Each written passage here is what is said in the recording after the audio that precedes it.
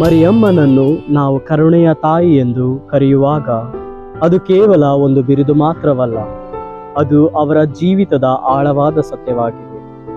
ದೇವರು ತನ್ನ ಕರುಣೆಯ ಯೋಜನೆಯನ್ನು ಮಾನವರಿಗೆ ತೋರಿಸಲು ಮರಿಯಮ್ಮನನ್ನು ಆಯ್ಕೆ ಮಾಡಿದರು.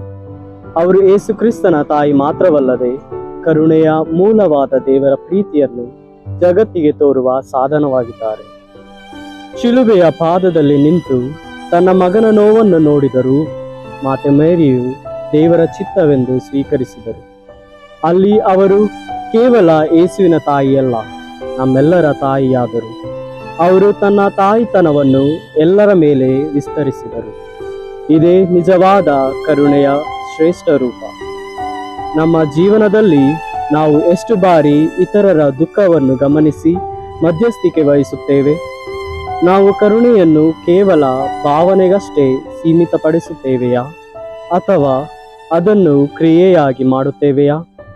ಮರಿಯಮ್ಮನಂತೆ ದೇವರ ಕರುಣೆಯ ಕೈಗಳಾಗಿ ನಾವು ಇತರರ ಜೀವನದಲ್ಲಿ ಬೆಳಕನ್ನು ಕಾಣಿಸಬಹುದೇ?